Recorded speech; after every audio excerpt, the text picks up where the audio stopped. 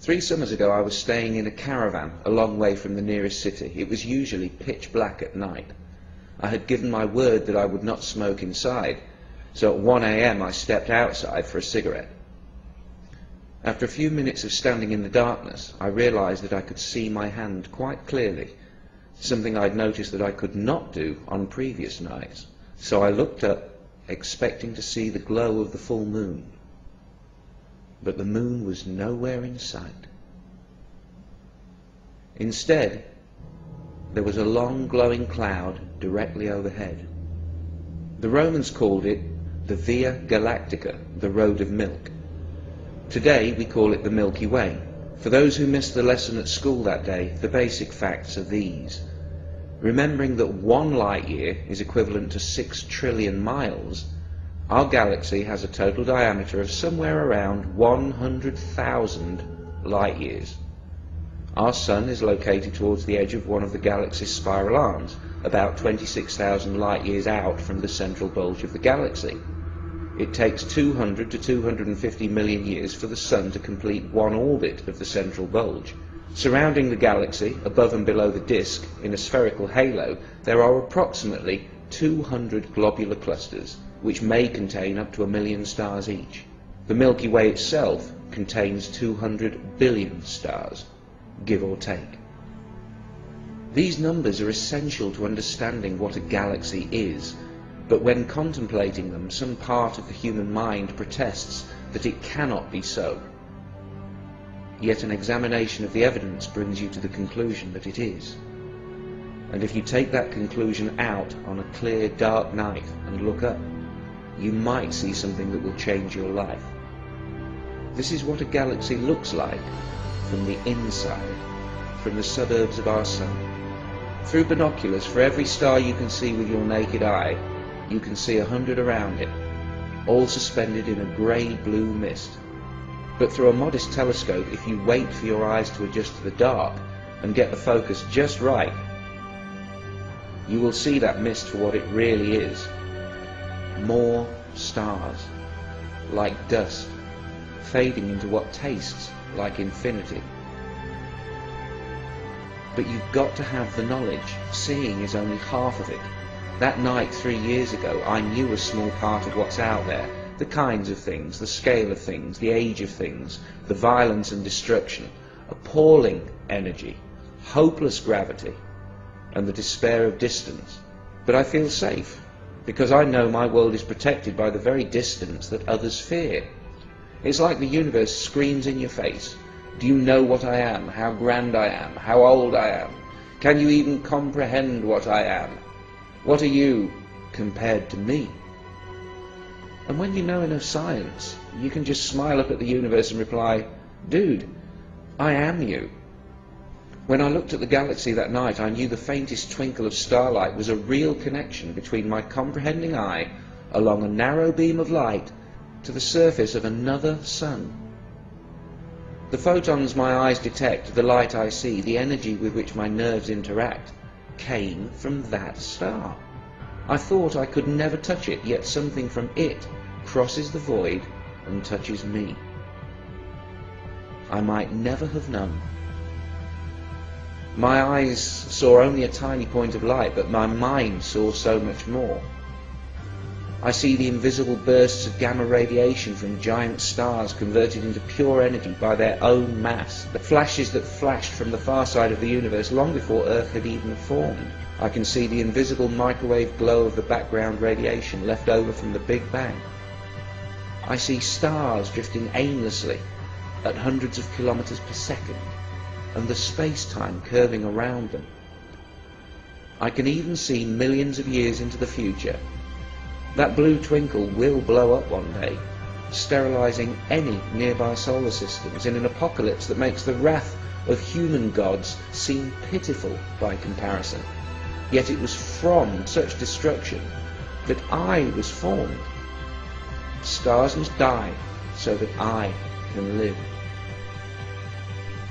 I stepped out of a supernova. And so did you.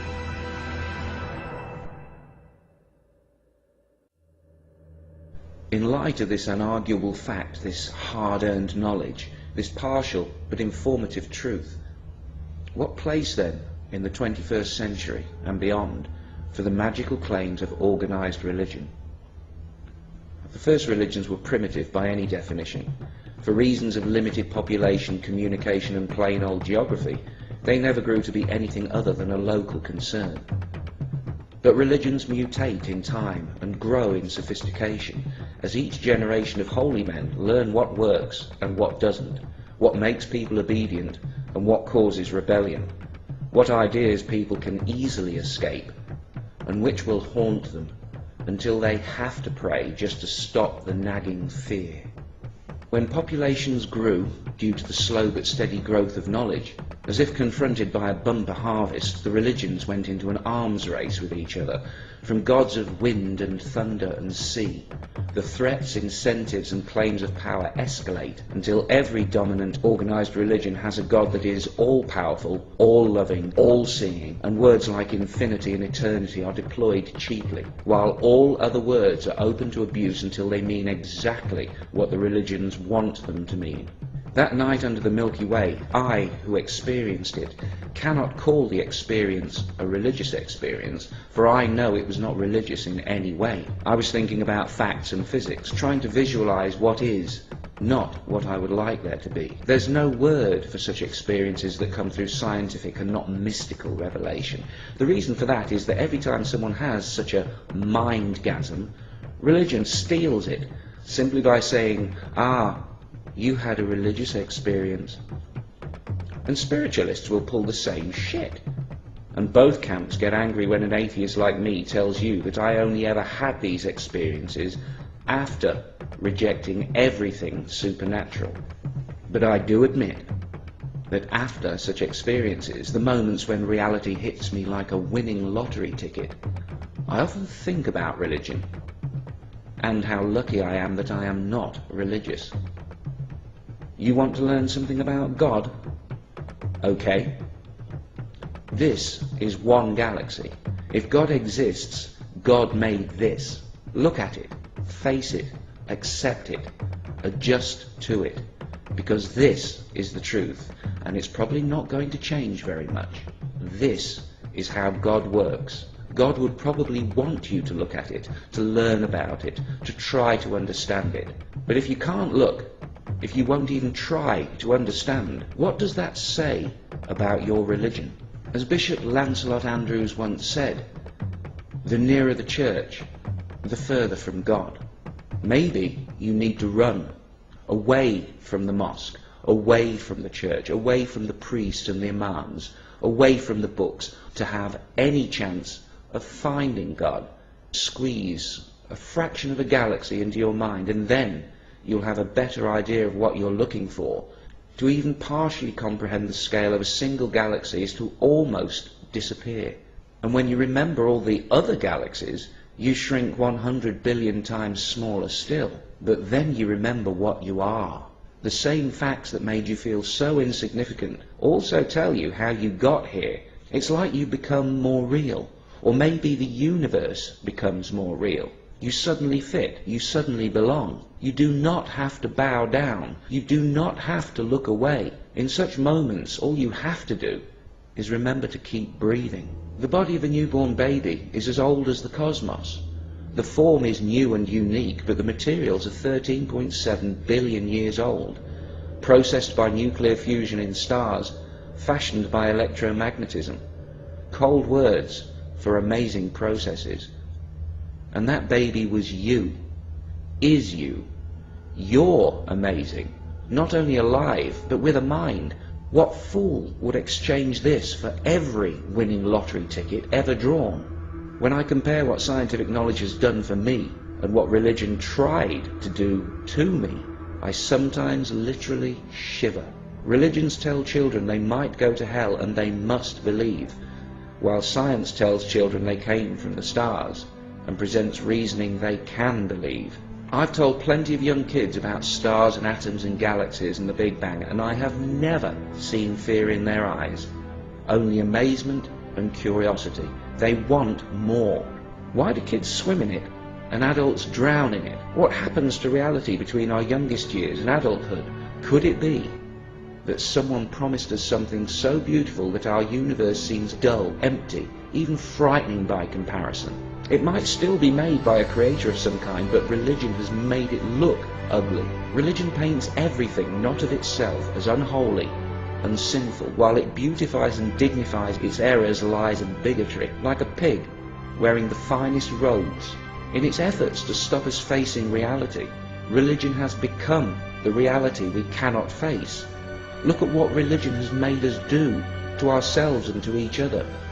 Religion stole our love and our loyalty and gave it to a book, to a telepathic father that tells his children that love means kneeling before him. Now, I'm not a parent, but I say that those kids are going to turn out messed up. It cannot be healthy for a child or a species.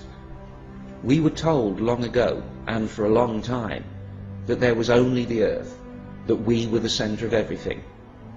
That turned out to be wrong. We still haven't fully adjusted. We're still in shock. The universe is not what we expected it to be. It's not what they told us it would be. This cosmic understanding is all new to us, but there's nothing to fear. We're still special. We're still blessed. And there might yet be a heaven. But it isn't going to be perfect, and we're going to have to build it ourselves. If I have something that can be called a soul that needed saving, then science saved it from religion. Some people find it really very depressing that the universe can only support life for another 30 billion years. 30 billion years. Are you fucking kidding me?